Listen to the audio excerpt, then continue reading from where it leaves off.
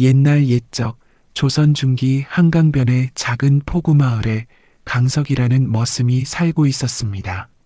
30살의 나이에도 장가 한 번 들지 못한 그였는데 그 이유는 어린 시절 화마에 휩싸여 부모를 잃고 왼쪽 다리까지 절개된 탓이었지요. 마을 사람들은 그를 보며 혀를 차곤 했습니다. 저 불쌍한 것이 언제까지 혼자 살려나 하지만 강석에게는 남들이 모르는 비밀이 하나 있었습니다. 그의 할아버지가 고려말 무신 최영 장군 휘하에서 청룡검을 휘두르던 무사였다는 사실 말입니다. 그 피가 강석에게도 흐르고 있었으나 어린 시절의 화재로 모든 것을 잃은 후 그저 보잘것없는 머슴으로 살아왔던 것이지요. 가을이 깊어가던 어느 날이었습니다. 강석은 뒷동산에서 평소보다 일찍 일을 마치고 있었지요. 괭이질을 하던 중 땅속에서 무언가 단단한 것이 느껴졌습니다. 이게 무엇이옵니까? 흙을 털어내자 어른 주먹만 한 크기의 산삼이 모습을 드러냈습니다. 강석의 얼굴에 환한 미소가 번졌지요. 아이고, 이런 귀한 것을 찾다니 마님께서 얼마나 기뻐하실까? 강석이 머슴살이를 하는 집의 주인은 서윤아라는 26살의 젊은 과부였습니다. 남편을 일찍 여인 후 혼자서 큰 저택을 꾸려가고 있었는데 그 곱디고 온 얼굴과 배곡 같은 피부로 마을 총각들의 마음을 설레게 하던 여인이었지요. 강석은 산삼을 품에 안고 서둘러 집으로 향했습니다. 절뚝거리는 달이었지만 마음만은 구름 위를 걷는 듯 가벼웠지요. 그런데 대문을 들어서기 직전 뒤편 우물가를 지나치려던 순간이었습니다. 물소리가 평소와 달랐습니다. 찰랑찰랑 누군가 목욕을 하고 있는 소리였지요. 강석은 발걸음을 멈추고 조심스럽게 나무 뒤로 몸을 숨겼습니다. 호기심이 아니었습니다. 혹시나 마님이 위험한 것은 아닌가 하는 걱정이었지요. 그런데 나무 틈새로 본 광경에 강석의 숨이 멎었습니다. 달빛 아래 서윤아가 목욕을 하고 있었던 것입니다. 치맛자락을 걷어올린 채 긴 머리를 풀어 헤치고 있는 그녀의 모습은 마치 달나라에서 내려온 선녀 같았지요. 배곡 같은 어깨가 달빛을 받아 은은하게 빛났고 목덜미에서 흘러내린 물방울이 등줄기를 타고 내려갔습니다. 강석은 가슴이 터질 듯 두근거렸습니다. 품에 안고 있던 산삼을 떨어뜨릴 뻔했지요. 이런 어찌해야 하나 강석은 숨을 죽이며 그 자리에 얼어붙었습니다.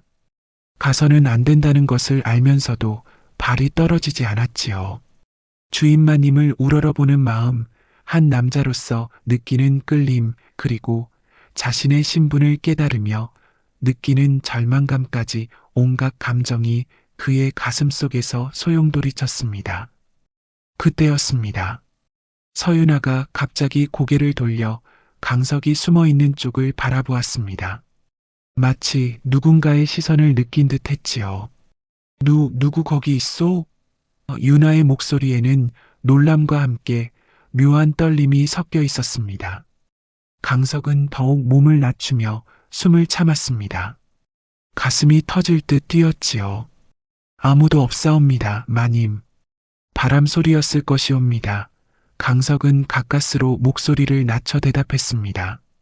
하지만 그의 목소리는 평소와 달리 떨리고 있었지요. 윤아는 한동안 그쪽을 바라보다가 천천히 물에서 나와 옷을 걸쳤습니다. 달빛에 젖은 그녀의 뒷모습이 강석의 눈에 아른거렸습니다.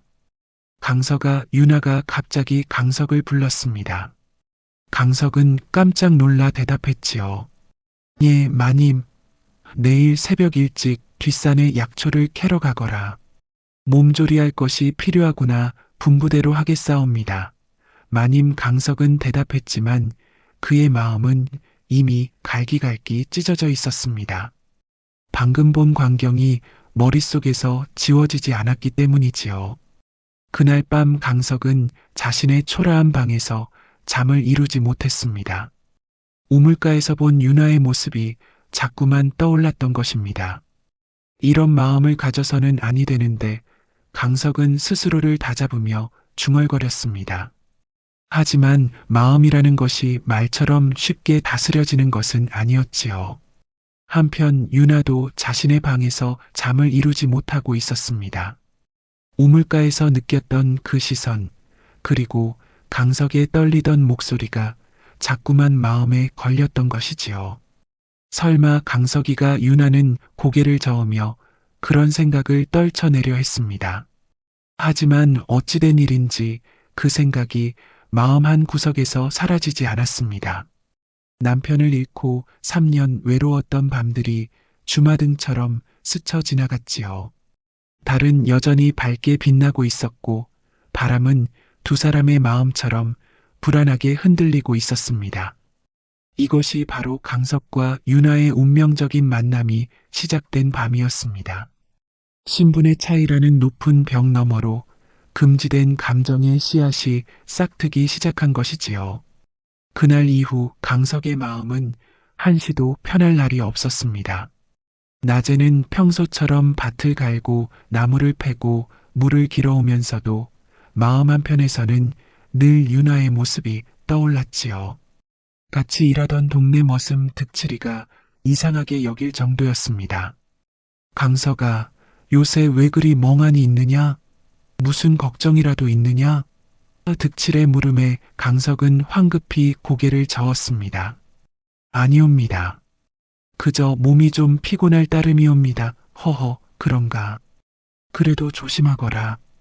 혹여 우리 마님께 무례한 생각이라도 품으면 큰일 나느니라. 득칠의 농담 섞인 충고에 강석의 얼굴이 화끈 달아올랐습니다. 마치 마음속을 들킨 것만 같았지요.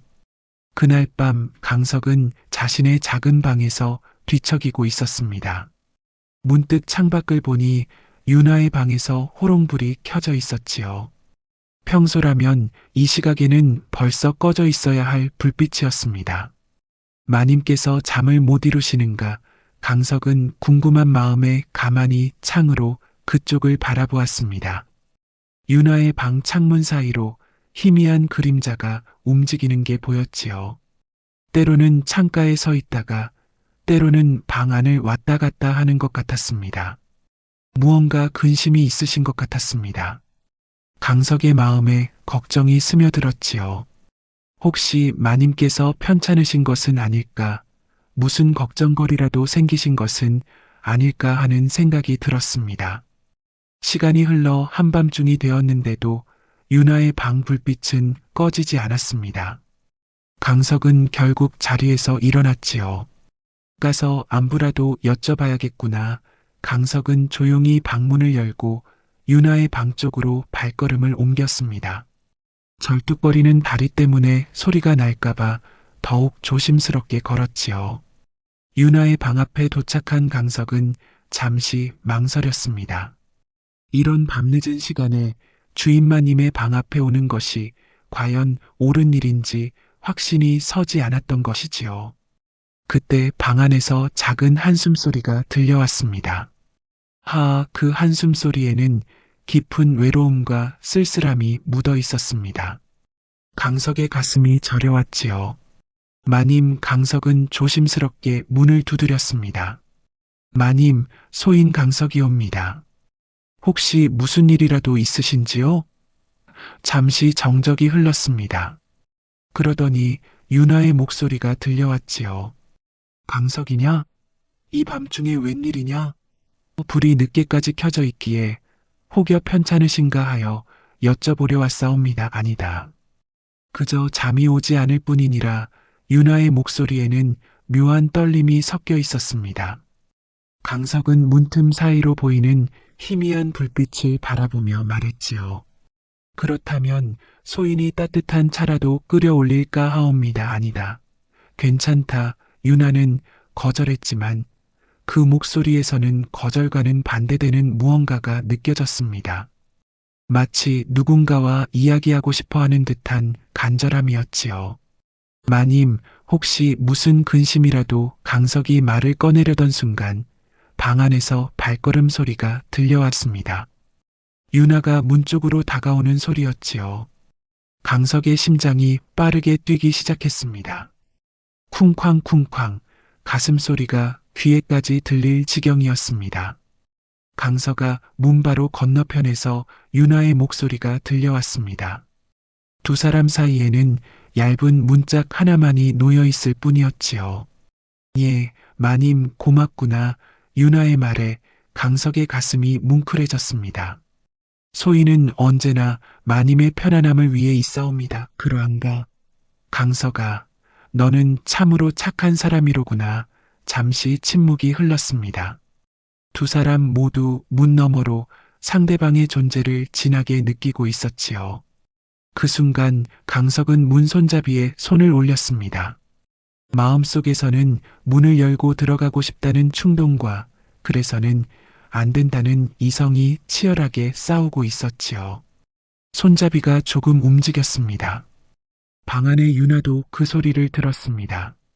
그녀의 숨소리가 가빠졌지요. 하지만 강석은 결국 손을 거두었습니다. 신분의 벽 주인과 머슴이라는 관계가 그의 발목을 잡았던 것입니다. 마님, 그럼 편안히 주무시옵소서. 내일 아침 일찍 뜨거운 차를 끓여 올리겠사옵니다. 그래라, 강석아. 고맙다. 강석은 발걸음을 돌려 자신의 방으로 돌아갔습니다. 하지만 유나는 한참 동안 문 앞에 서 있었지요. 강석이가 왔었구나. 유나는 중얼거리며 미소를 지었습니다. 사실 그녀는 강석이 방 앞에 온 것을 진작부터 알고 있었던 것입니다. 그날 밤 두 사람은 각자의 방에서 서로를 생각하며 밤을 보냈습니다. 강석은 문 너머로 느껴지던 유나의 온기를 떠올렸고 유나는 강석의 떨리던 목소리를 되새겼지요. 얇은 문 하나를 사이에 두고 오고 간 그 짧은 대화가 두 사람의 마음속에 깊은 물결을 일으킨 밤이었습니다. 마을에서는 아무도 몰랐지만 과부 마님과 절름발이 머슴 사이에 묘한 감정의 실타래가 조금씩 엮어지기 시작한 것이지요. 달빛은 여전히 두 사람의 방을 비추고 있었고 가을바람은 금지된 마음의 향기를 실어 날랐습니다. 며칠이 지난 후 유나는 갑자기 강석을 불러들였습니다. 강석아, 내일 산 너머 월정사에 불공을 드리러 가려 하는데 너도 함께 가겠느냐? 강석은 깜짝 놀랐습니다. 평소 유나는 불공을 드리러 갈 때 시녀월이만 데리고 다녔기 때문이지요. 소인도 함께 가도 되옵니까? 길이 험하니 내가 있으면 든든할 것 같구나. 유나의 제안에 강석의 마음이 설렜습니다. 마님과 단둘이 먼 길을 나선다는 생각에 가슴이 두근거렸지요. 한편 시녀월이는 이 소식을 듣고 불안한 마음이 들었습니다. 마님, 강석이와 단둘이 가시다니 괜찮으시겠사옵니까? 무슨 소리냐? 강석이는 우리 집 머슴이 아니냐? 하오나 마님, 요새 강석이가 마님을 바라보는 눈빛이 월이는 말을 다하지 못했지만 유나도 그 의미를 충분히 알 수 있었습니다. 걱정하지 마라, 월이야. 강석이는 그런 사람이 아니니라 유나는 그렇게 말했지만 마음 한 구석에서는 묘한 기대감이 일고 있었지요. 다음 날 아침 일찍 강석과 유나는 월정사를 향해 길을 나섰습니다. 산길은 험했지만 두 사람의 발걸음은 가벼웠지요. 강석아, 내가 우리 집에 온 지도 벌써 4년이 되었구나. 길을 걸으며 유나가 말을 꺼냈습니다. 그러하옵니다, 마님. 마님 덕분에 소인이 편안히 지낼 수 있었사옵니다. 내가 있어서 나도 든든했다. 혼자서 큰 집을 꾸려가기가 쉽지 않은데 유나의 목소리에 쓸쓸함이 묻어 있었습니다. 강석은 그런 유나를 바라보며 마음이 아팠지요. 마님은 혼자가 아니옵니다. 소인이라도 옆에 있지 않사옵니까? 그래, 내가 있구나. 두 사람은 그렇게 이야기를 나누며 산길을 올랐습니다. 해가 중천에 떴을 무렵 드디어 월정사에 도착했습니다. 유나는 정성스럽게 불공을 들였고 강석은 조용히 그 모습을 지켜보았지요. 불공을 마치고 나니 이미 어둠이 깔리기 시작했습니다. 밤길은 위험하니 오늘 밤은 산 아래 주막에서 하룻밤 묵어가자 유나의 제안에 강석은 고개를 끄덕였습니다. 산 아래 작은 마을에 있는 주막에 도착한 두 사람은 방을 구하려 했지요. 죄송하옵니다만 방이 하나밖에 남지 않았사옵니다. 주막 주인의 말에 강석과 유나는 당황했습니다. 그럼 어찌해야 하옵니까? 강석이 머뭇거리자 유나가 말했습니다. 괜찮다. 하룻밤인데 무엇이 문제겠느냐? 하오나 마님, 그게 어찌 신경 쓰지 마라. 어차피 늦었으니 어쩔 수 없지 않느냐? 결국 두 사람은 한 방을 쓰게 되었습니다. 방 안에는 작은 등불 하나가 은은하게 빛나고 있었지요. 마님, 소인이 밖에서 자겠사옵니다. 강석이 말하자 유나가 고개를 저었습니다. 아니 된다. 밤 기운이 차가운데 몸이라도 상하면 어쩌려 하느냐? 하오나 괜찮다 하지 않았느냐? 그냥 편히 쉬어라. 유나의 말에 강석은 어쩔 수 없이 방 한쪽 구석에 자리를 잡았습니다. 밤이 깊어갈수록 방 안의 공기는 묘하게 변해갔지요. 두 사람은 각자 누워 있었지만 서로의 존재를 강하게 느끼고 있었습니다. 강서가 어둠 속에서 유나의 목소리가 들려왔습니다. 예, 마님, 고맙구나. 천만에요, 마님. 소인이야말로 마님과 함께 할 수 있어 감사합니다. 잠시 침묵이 흘렀습니다. 그러다가 유나가 조심스럽게 물었지요. 강서가, 너는 혼인할 생각은 없느냐? 갑작스러운 질문에 강석은 당황했습니다. 소인은 아직 왜? 나이도 적지 않은데 소인 같은 절름발이가 누구와 혼인을 한다는 것이 강석의 목소리에 쓸쓸함이 묻어 있었습니다. 그런 말하지 마라. 너는 좋은 사람이니라. 유나의 위로에 강석의 가슴이 따뜻해졌지요. 마님은 혹시 재혼하실 생각은 없으신지요? 강석도 용기를 내어 물어보았습니다. 나는 글쎄다. 한번 마음을 준 것만으로도 충분한 것 같은데 그러하옵니까? 강석의 목소리에 아쉬움이 묻어났습니다. 그때 갑자기 바람이 불어 창문이 열렸습니다. 달빛이 방 안으로 스며들면서 두 사람의 모습을 은은하게 비췄지요. 유나와 강석의 눈이 마주쳤습니다. 그 순간 공기 중에 묘한 긴장감이 흘렀지요. 두 사람의 시선이 서로에게 고정된 채 떨어지지 않았습니다. 강석의 심장이 빠르게 뛰기 시작했고 유나의 숨소리도 가빠졌지요. 마님, 강석이 조심스럽게 유나의 이름을 불렀습니다. 하지만 그 다음 말을 잊지는 못했지요. 유나도 마찬가지였습니다. 하고 싶은 말이 많았지만 선뜻 입이 떨어지지 않았지요. 그렇게 두 사람은 달빛 아래 서로를 바라보며 긴 밤을 보냈습니다. 어떤 일도 일어나지 않았지만 두 사람의 마음속에는 금지된 감정이 더욱 깊어지고 있었습니다.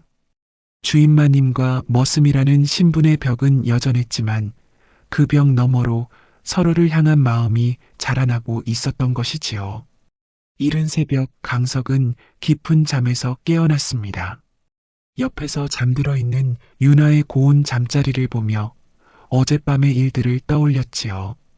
달빛 아래에서 나눈 그 묘한 시간들이 꿈만 같았습니다. 일어나셔야겠사옵니다.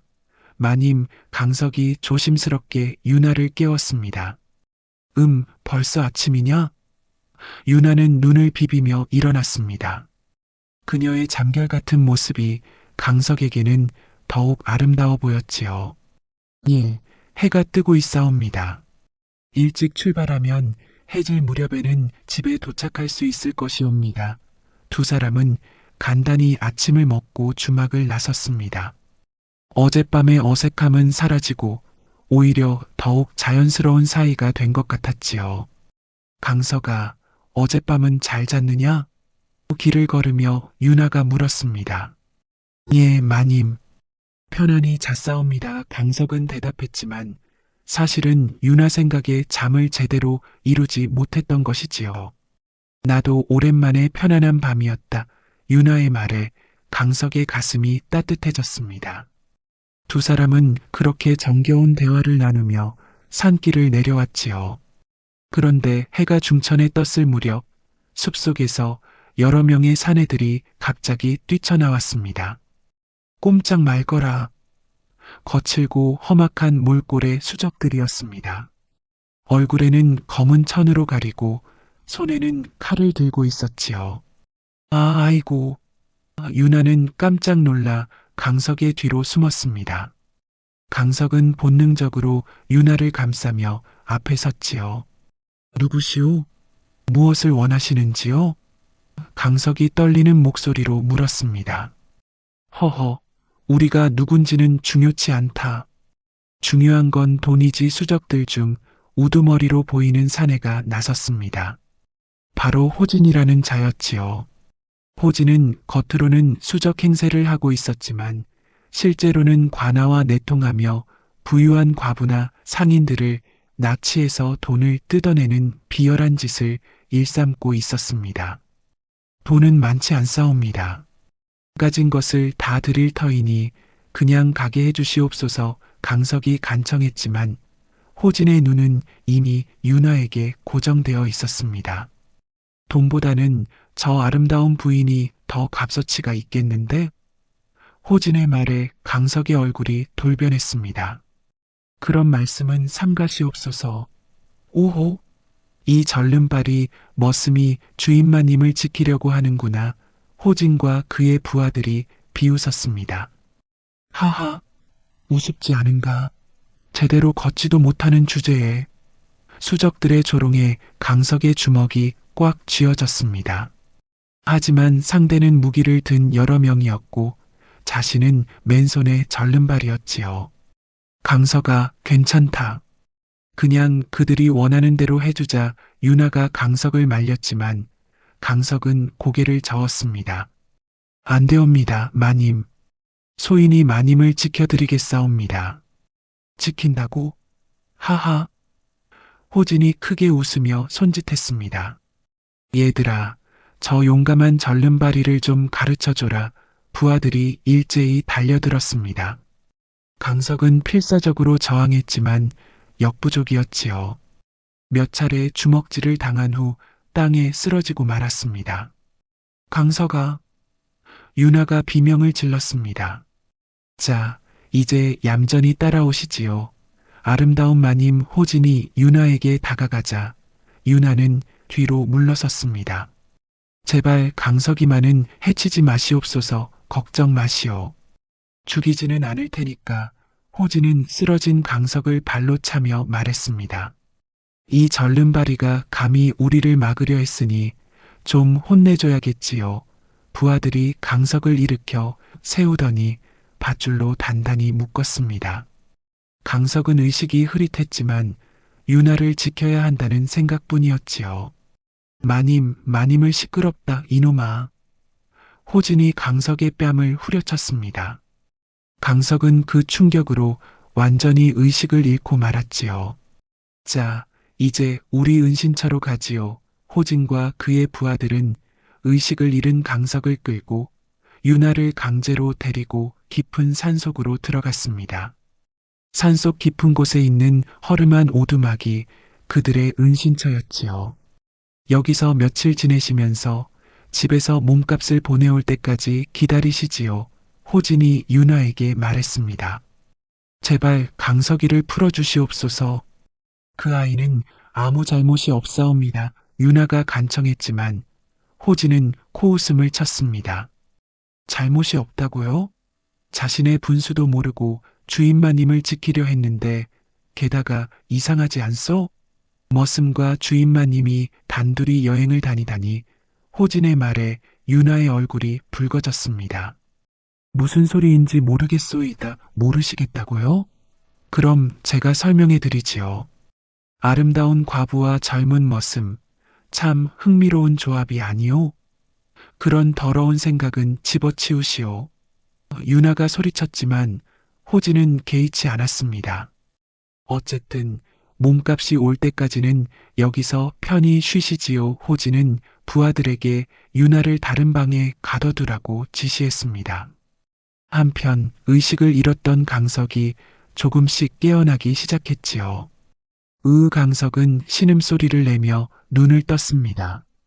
온몸이 아팠고 손목과 발목이 밧줄로 꽁꽁 묶여 있었지요. 마님은 어디에? 강석은 주위를 둘러보며 유나를 찾았습니다.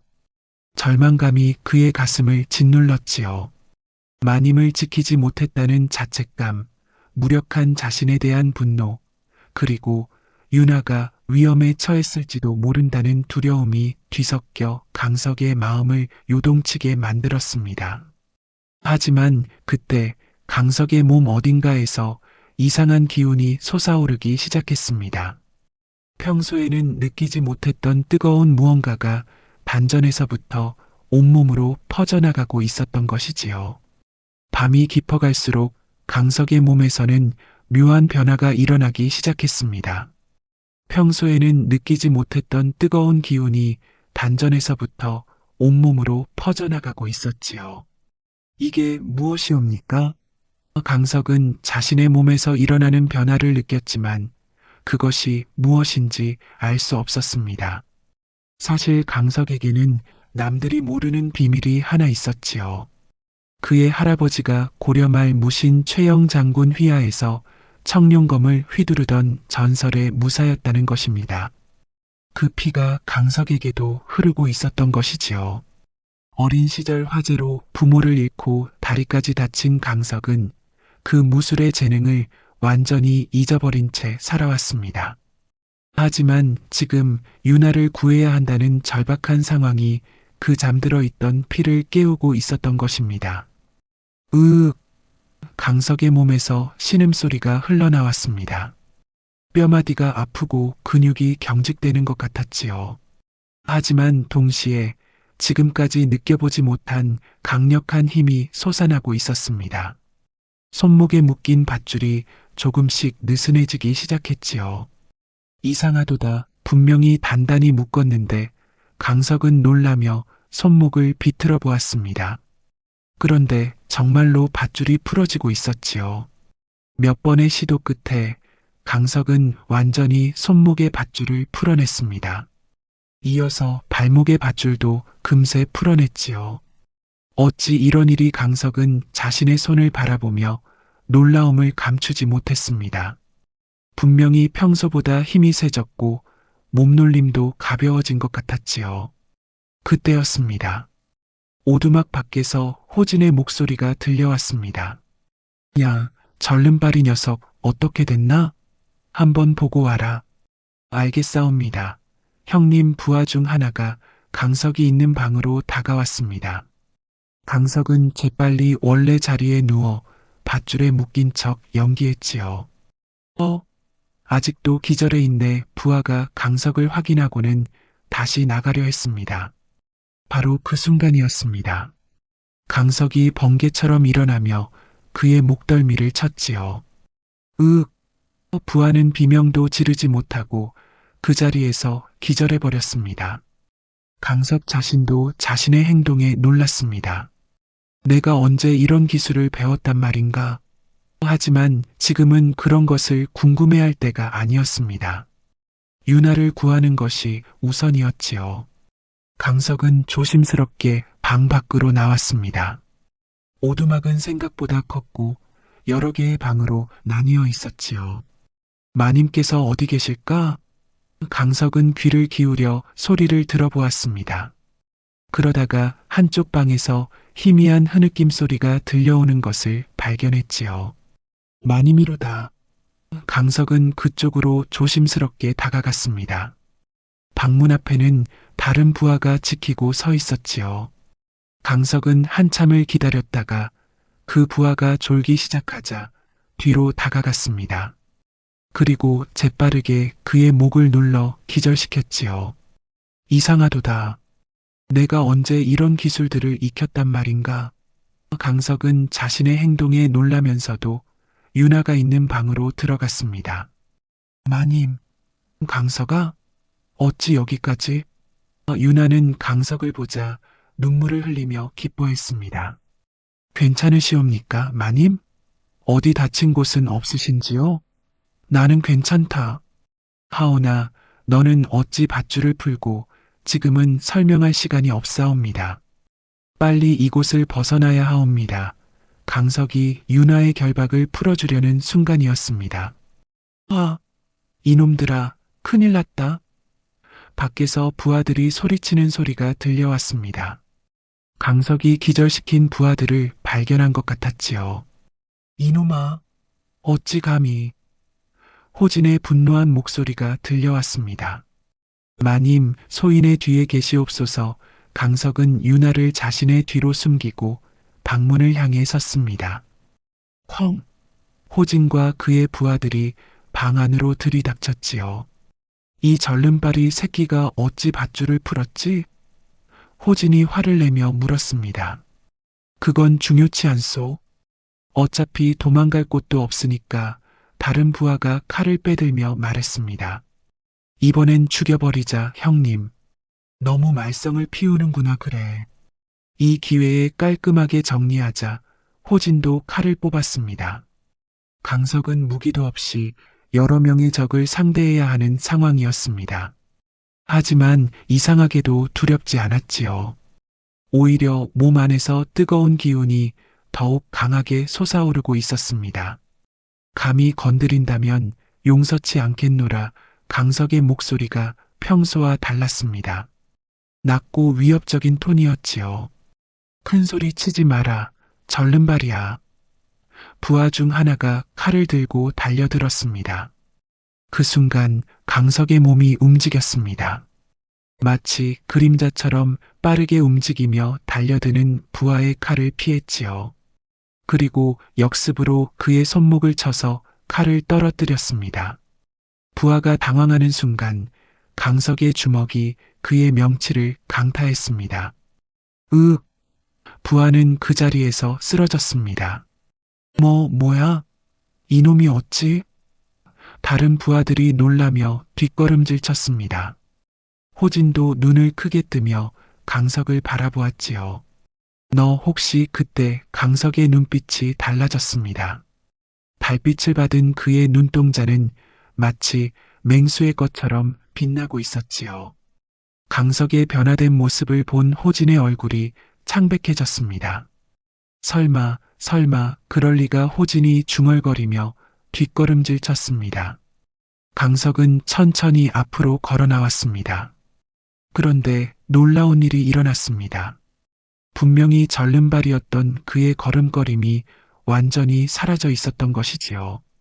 이놈이 어찌 남은 부하들이 떨며 칼을 높이 들었습니다.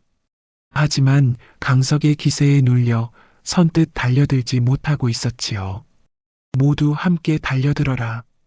호진이 소리쳤지만 부하들의 발은 떨어지지 않았습니다. 그때 강석이 입을 열었습니다.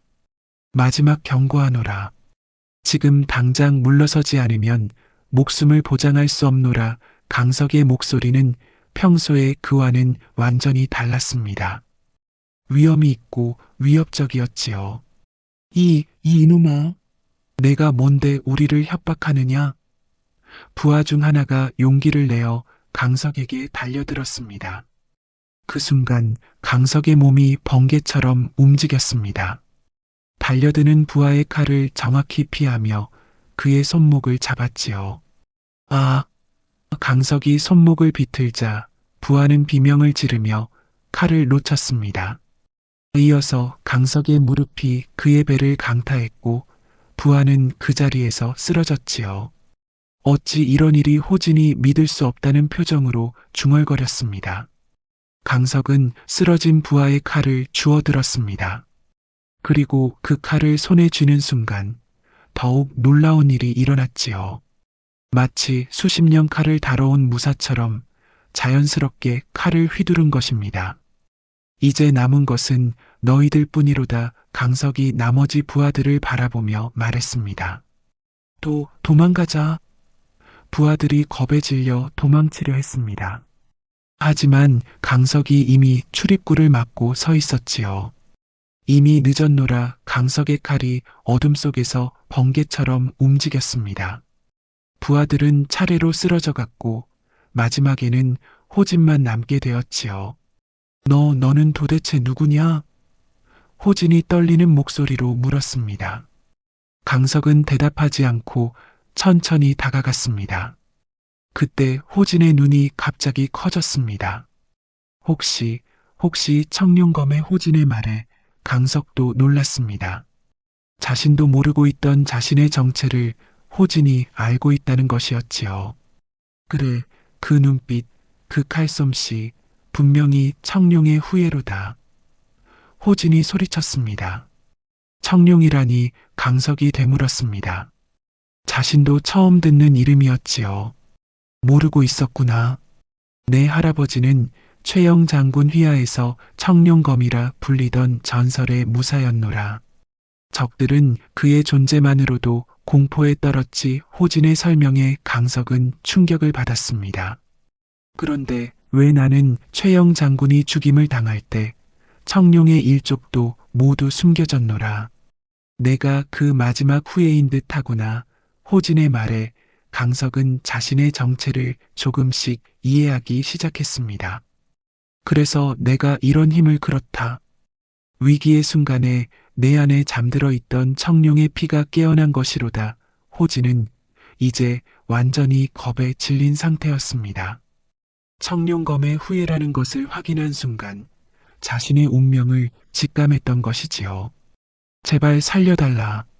나는 그저 돈이 필요했을 뿐이로다. 호진이 무릎을 꿇고 빌었습니다. 강석은 칼끝을 호진의 목에 대고 말했습니다. 마님께 사과하라. 죄송하옵니다. 부인께 큰 실례를 범하였사옵니다. 호진이 유나에게 머리를 조아렸습니다. 유나는 강석의 변화된 모습을 보며 아직도 믿을 수 없어 했지요. 강석아, 너는 정말 마님, 자세한 이야기는 나중에 말씀드리겠사옵니다. 지금은 이곳을 벗어나는 것이 중요하옵니다. 강석이 유나의 손을 잡았습니다. 그 순간 유나는 강석의 손에서 전해지는 힘을 느꼈지요. 평소의 그와는 완전히 다른 강인함이었습니다. 호진아, 다시는 이런 짓을 저지르지 마라. 다음에 또 만나면 그때는 살려두지 않겠노라. 강석의 경고에 호진은 고개를 끄덕였습니다. 알겠사옵니다. 다시는 이런 일 하지 않겠사옵니다. 강석은 유나를 데리고 오두막을 나섰습니다. 밖에는 아직 어둠이 깔려 있었지만 강석에게는 길이 환히 보였지요. 강석아, 정말 믿기지 않는구나. 길을 걸으며 유나가 말했습니다. 소인도 처음 알았사옵니다, 마님. 이런 힘이 제게 있다는 것을 청룡검이라 전설에서나 들어본 이름인데 유나의 목소리에는 경외감이 섞여 있었습니다. 하지만 동시에 걱정도 들어 있었지요. 이제 강석이 자신과는 다른 세계의 사람이 된 것 같아서였습니다. 하오나 마님께는 여전히 소인은 그저 강석이옵니다. 강석이 유나의 마음을 읽기라도 한 듯 말했습니다. 소인이 누구든 무엇이든 상관없사옵니다. 마님을 지켜드리는 것이 소인의 가장 중요한 일이옵니다. 유나의 가슴이 따뜻해졌습니다.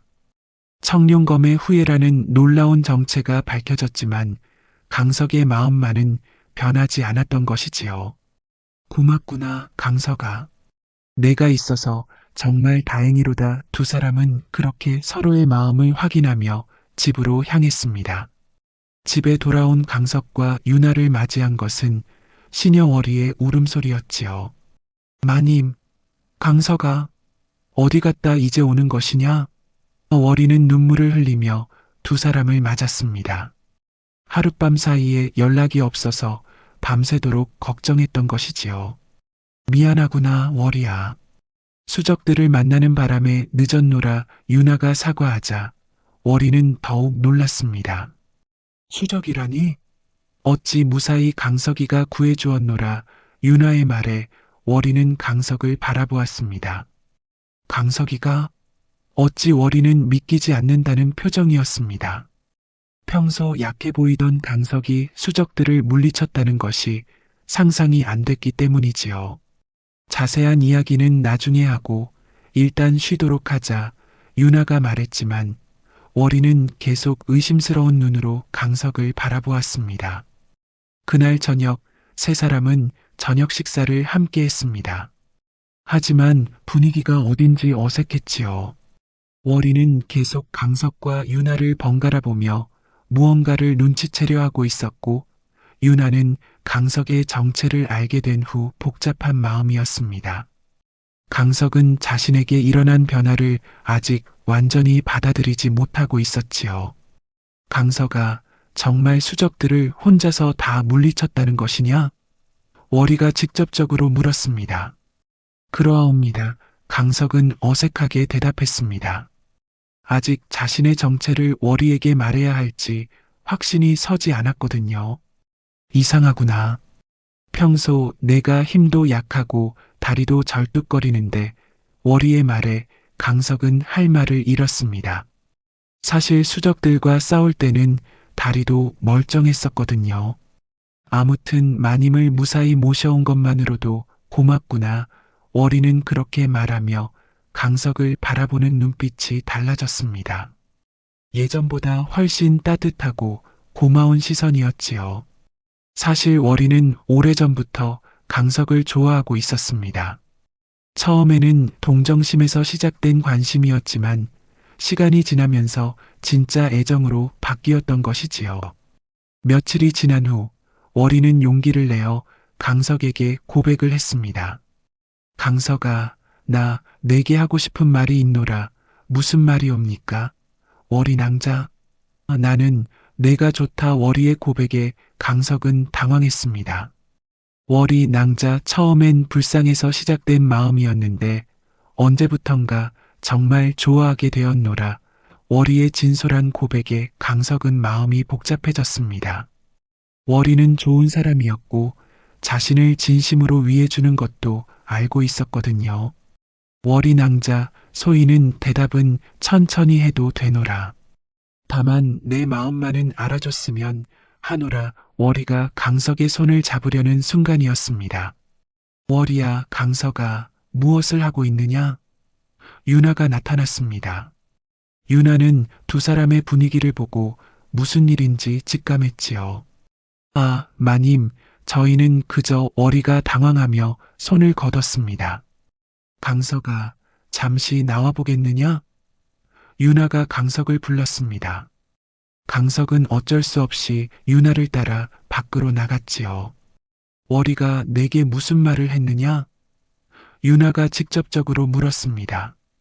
그게 강석은 대답을 망설였습니다. 솔직히 말해라. 월이가 너를 좋아한다고 했지? 유나의 추궁에 강석은 고개를 끄덕였습니다. 그래서 너는 어찌할 생각이냐? 소희는 잘 모르겠사옵니다. 강석의 대답에 유나의 마음이 복잡해졌습니다. 사실 유나도 강석에 대한 자신의 마음을 정리하지 못하고 있었거든요. 강석아, 유나가 무언가를 말하려던 순간 월이가 뛰어나왔습니다. 마님, 강석이를 혼자 데리고 가시면 안 되옵니다. 월이가 유나와 강석 사이에 끼어들었습니다. 월이야, 무슨 소리냐? 마님도 강석이를 좋아하시지 않사옵니까? 월이의 폭탄 선언에 유나의 얼굴이 붉어졌습니다. 뭐라고? 유나가 당황하며 말했습니다. 모르는 줄 아셨사옵니까?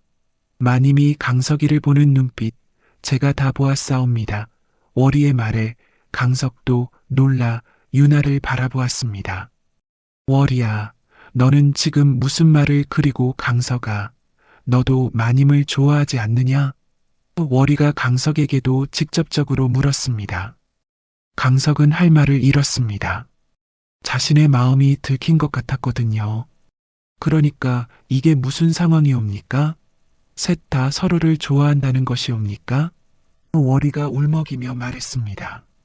그 순간 세 사람 사이에 묘한 침묵이 흘렀지요. 서로의 마음이 모두 드러나 버린 것입니다. 강서가 유나가 조심스럽게 입을 열었습니다. 사실 나도 너를 유나가 말을 마치기도 전에 월이가 강석의 한쪽 팔을 붙잡았습니다. 안 되옵니다. 강석이는 제가 먼저 좋아했사옵니다. 그러자 유나도 강석의 다른 쪽 팔을 잡았습니다. 월이야, 마음이라는 게 순서가 있는 것이냐? 두 여인이 강석의 양쪽 팔을 잡고 서로를 노려보는 상황이 되었습니다. 강석은 가운데서 진땀을 흘리며 어쩔 줄 몰라 했지요. 마님, 월이 낭자, 잠시 강석아, 내 마음은 어디에 있느냐? 유나가 직접적으로 물었습니다. 그래, 강석아. 정직하게 말해보아라. 월이도 간절한 눈빛으로 강석을 바라보았습니다. 강석은 두 사람을 번갈아 보며 깊은 고민에 빠졌습니다. 월이는 자신을 진심으로 위해주는 좋은 사람이었습니다. 하지만 유나에 대한 자신의 마음도 무시할 수 없었지요. 강석이 입을 열려던 순간 갑자기 마당에 누군가의 발자국 소리가 들려왔습니다. 누구시옵니까? 유나가 소리쳤습니다.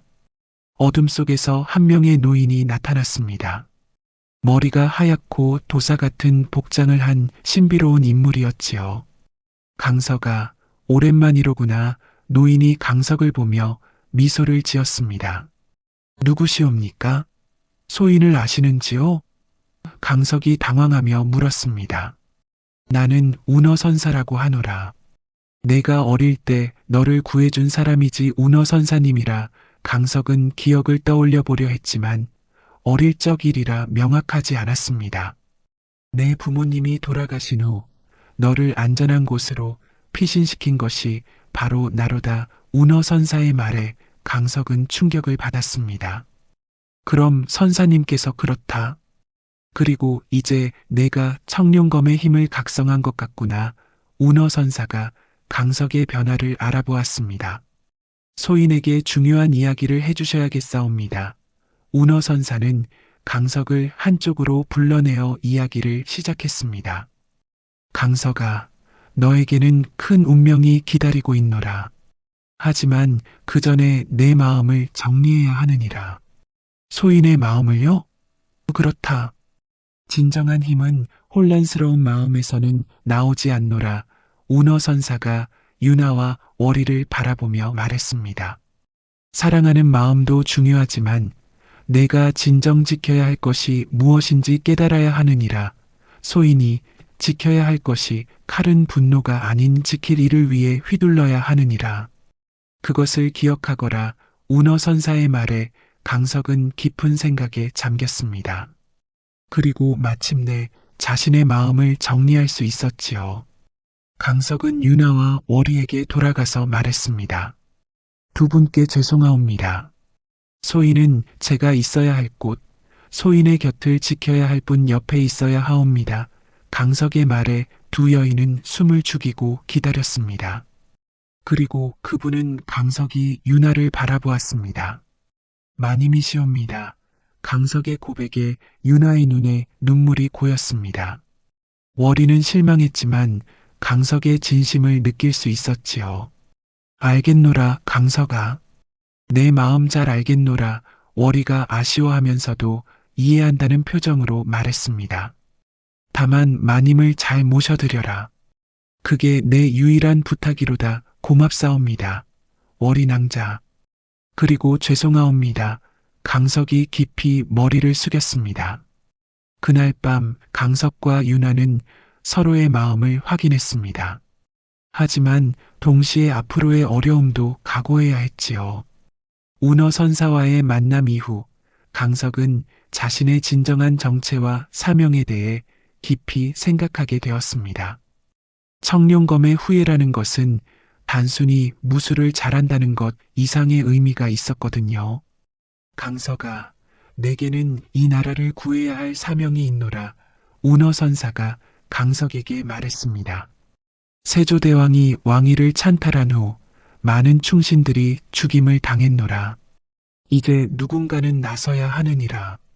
하오나 선사님, 소희는 강석은 망설였습니다. 유나와 함께 평범하게 살고 싶었거든요. 내 할아버지도 최영 장군을 위해 목숨을 바쳤노라. 그 뜻을 이어받아야 하지 않겠느냐? 운어 선사의 말에 강석은 고민에 빠졌습니다. 한편 유나는 강석의 고민을 지켜보며 마음이 아팠습니다. 강석이 자신 때문에 자신의 사명을 포기하는 것 같았거든요. 강석아, 어느 날 밤 유나가 강석을 불렀습니다. 예, 마님, 너는 내가 해야 할 일을 해야 하느니라.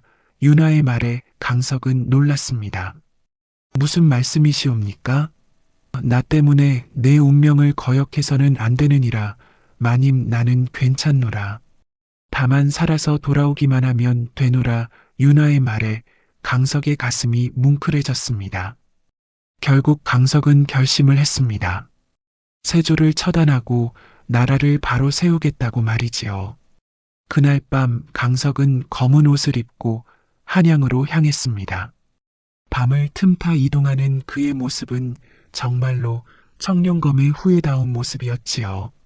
한양에 도착한 강석은 궁궐 근처에서 기회를 엿보았습니다. 세조가 혼자 있는 틈을 노리려고 했거든요. 며칠을 기다린 끝에 드디어 기회가 왔습니다. 세조가 소수의 호위만 데리고 사찰에 나온 것이지요.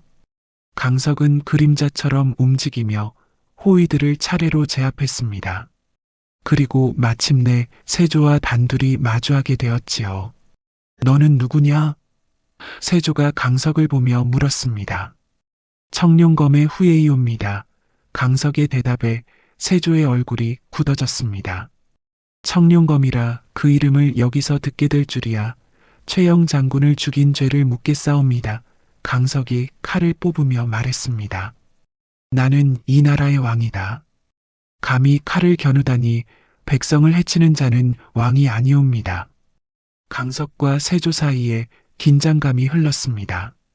하지만 막상 칼을 겨누고 보니 강석의 마음에 복잡한 감정이 일렀습니다.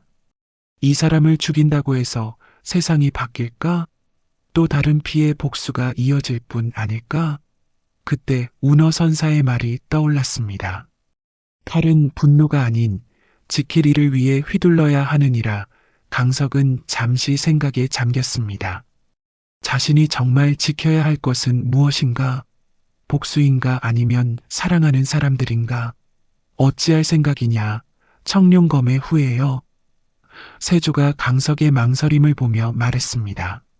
나를 죽이는 것이 내 목적이라면 주저할 이유가 없지 않느냐? 강석은 칼끝을 세조의 목에 댔습니다. 하지만 더 이상 앞으로 나아가지 않았지요. 왜 망설이느냐? 복수는 또 다른 복수를 부를 뿐이옵니다. 강석이 중얼거렸습니다. 무엇? 소인이 당신을 죽이면 또 누군가가 소인을 죽이러 올 것이옵니다. 그렇게 되면 소인이 지켜야 할 사람들도 위험해지옵니다. 강석의 말에 세조는 의외라는 표정을 지었습니다. 그럼 어찌하겠다는 것이냐? 강석은 칼을 거두었습니다. 경고만 하겠사옵니다. 더 이상 무고한 백성들을 해치지 마시옵소서. 그게 다인가? 진정한 힘은 피를 흘리는 칼에서 나오는 것이 아니라 지켜야 할 사람을 정하는 마음에서 나오는 것 같다옵니다. 강석의 말에 세조는 한동안 아무 말도 하지 못했습니다. 흥미로운 자로구나. 내 말을 기억해 두겠노라. 강석은 그렇게 세조와의 대면을 마치고 집으로 돌아왔습니다. 복수는 하지 않았지만 후회는 없었습니다.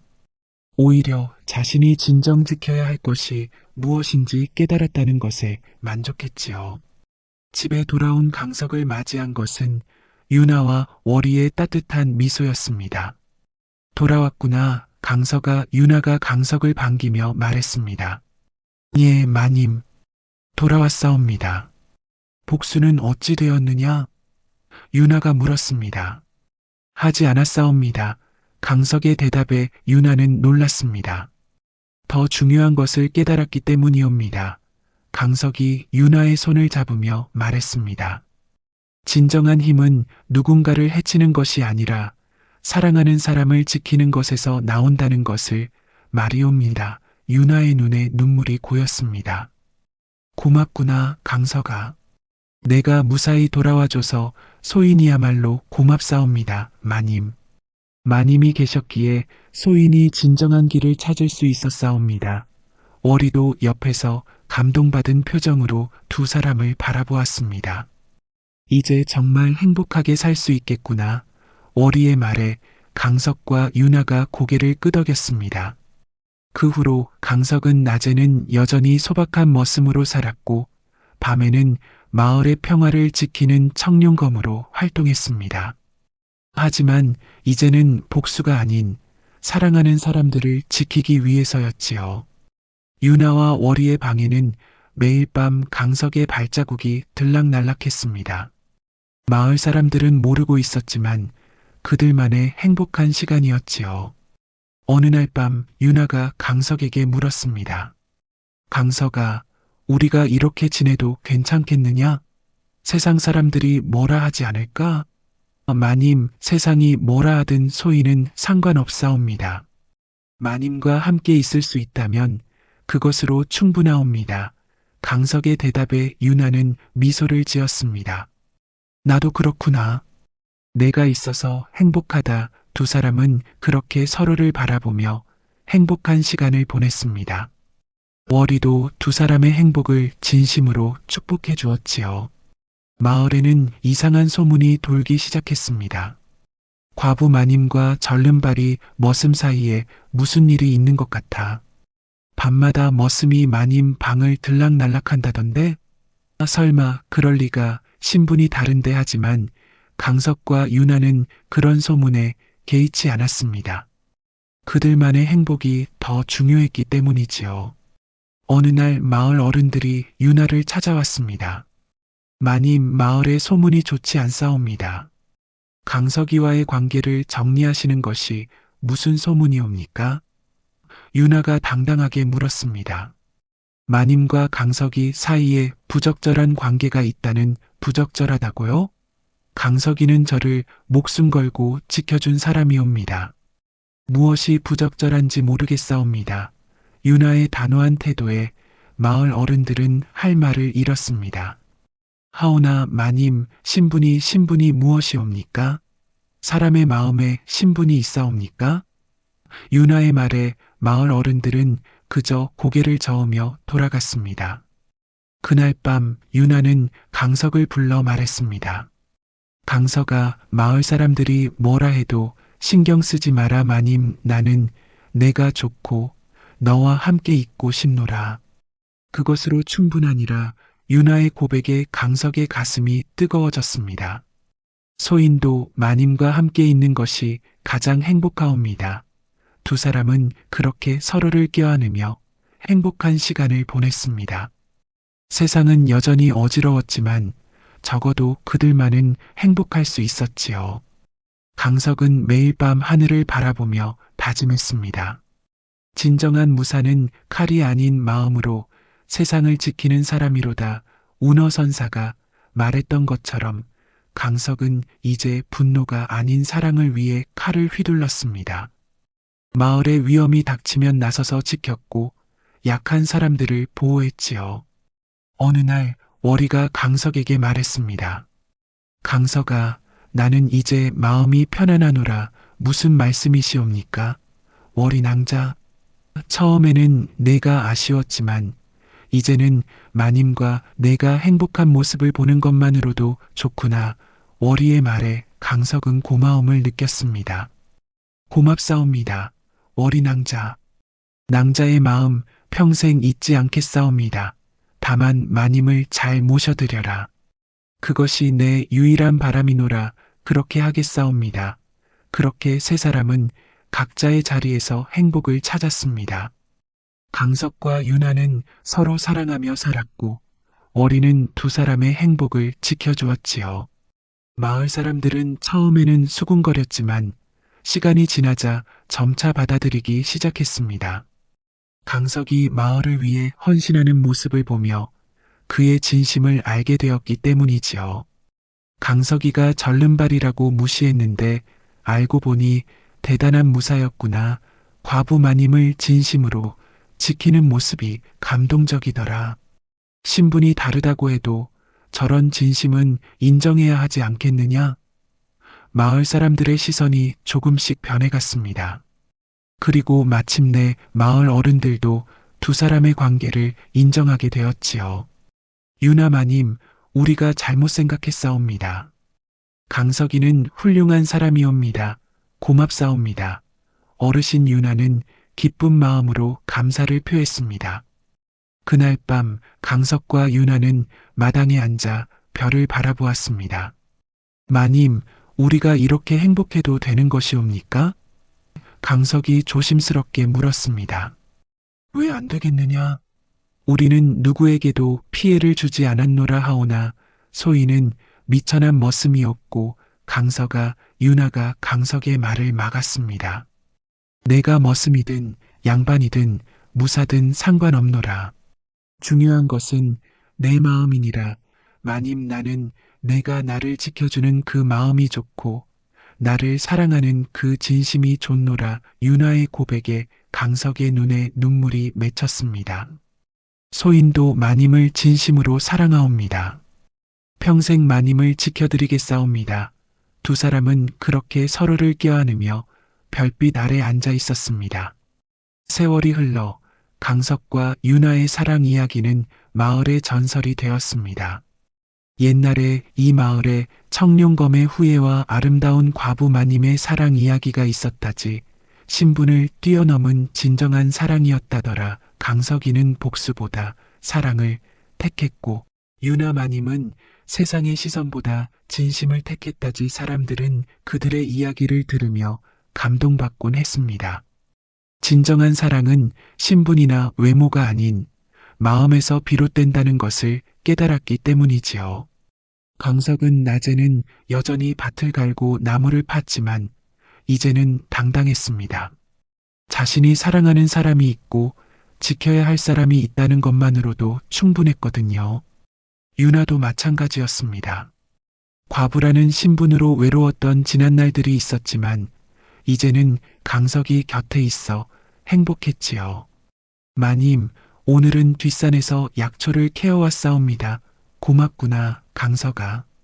오늘 저녁은 내가 좋아하는 음식을 만들어 주마소인이 가장 좋아하는 것은 마님께서 만들어주시는 모든 것이옵니다. 강석의 말에 유나는 미소를 지었습니다. 이렇게 평범하지만 행복한 일상이 이어졌지요. 월이도 두 사람의 옆에서 행복하게 지냈습니다. 비록 강석과 맺어지지는 못했지만 좋은 사람들과 함께 있다는 것만으로도 충분했거든요. 마님, 강석아, 오늘 저녁은 제가 특별한 음식을 준비했사옵니다. 오, 월이야. 무엇이냐? 비밀이옵니다. 저녁에 보시면 아실 것이옵니다. 세 사람은 그렇게 웃으며 저녁 준비를 했습니다. 밤이 되자 강석은 집 주변을 순찰했습니다. 마을의 평화를 지키는 것이 그의 또 다른 임무였기 때문이지요. 오늘도 평안하구나. 강석은 하늘을 바라보며 중얼거렸습니다. 별들이 반짝이고 있었고 달빛이 은은하게 마을을 비추고 있었지요. 할아버지, 소희는 잘 살고 있사옵니다. 복수보다 사랑을 택했고 증오보다 용서를 택했사옵니다. 강석은 돌아가신 할아버지에게 말하듯 중얼거렸습니다. 진정한 무사는 칼로 세상을 바꾸는 것이 아니라 마음으로 세상을 바꾸는 것이라고 배웠사옵니다. 바람이 불어와 강석의 머리카락을 흔들었습니다. 마치 할아버지가 대답하는 것 같았지요. 집으로 돌아온 강석을 유나가 맞이했습니다. 순찰은 잘 마쳤느냐? 예, 마님. 오늘도 마을은 평안하옵니다. 그래, 수고했구나. 이리 와서 쉬어라. 유나가 강석을 방으로 이끌었습니다. 방 안에는 따뜻한 차가 준비되어 있었지요. 마님께서 손수 준비하셨사옵니까? 그렇다. 내가 좋아하는 대추차니라 고맙사옵니다. 마님. 두 사람은 차를 마시며 하루를 마무리했습니다. 창밖으로는 달빛이 은은하게 들어오고 있었지요. 강서가 나는 참으로 행복하노라 소인도 그러하옵니다. 마님, 우리 이렇게 오래오래 함께 있자. 그렇게 하겠사옵니다. 두 사람은 서로를 바라보며 미소를 지었습니다. 여러분, 이것이 바로 강석과 윤아의 이야기입니다. 절름발이 머슴과 과부 마님이라는 세상이 인정하지 않는 사랑이었지만 그들은 진심으로 서로를 사랑했고 끝까지 함께 했지요. 이 이야기를 통해 우리는 중요한 교훈을 얻을 수 있습니다. 첫째, 진정한 힘은 남을 해치는 것이 아니라 사랑하는 사람을 지키는 데서 나온다는 것입니다. 강석은 복수할 수 있는 힘이 있었지만 그보다 더 중요한 것을 선택했지요. 둘째, 진정한 사랑은 신분이나 외모가 아닌 마음에서 비롯된다는 것입니다. 윤아와 강석은 신분의 차이를 뛰어넘어 진심으로 사랑했습니다. 셋째, 세상의 시선보다 자신의 마음이 더 중요하다는 것입니다. 두 사람은 마을의 소문에도 불구하고 자신들의 행복을 지켰지요. 넷째, 용서와 사랑이 복수와 증오보다 강하다는 것입니다. 강석은 세조를 용서함으로써 진정한 평화를 얻었습니다. 다섯째, 진정한 무사는 칼이 아닌 마음으로 세상을 지킨다는 것입니다. 강석은 무력이 아닌 사랑으로 마을을 지켰지요. 여러분도 일상에서 누군가를 미워하는 마음이 들 때 강석의 선택을 기억해 보시기 바랍니다. 내가 정말 지켜야 할 것은 무엇인지, 내 마음 깊은 곳에 있는 진정한 가치는 무엇인지 돌아보는 시간이 되었으면 좋겠습니다. 또한 사랑하는 사람이 있다면 세상의 시선보다 그 사람의 진심을 믿고 함께 하시기 바랍니다. 신분이나 외모가 아닌 그 사람의 마음을 보는 것이 진정한 사랑이니까요. 강석과 윤아는 그 후로도 오래오래 행복하게 살았다고 합니다. 낮에는 평범한 머슴과 주인마님으로, 밤에는 서로를 사랑하는 한 쌍의 남녀로 살았지요. 마을 사람들도 점차 그들의 사랑을 축복해 주었고 두 사람의 이야기는 대대로 전해져 내려왔습니다.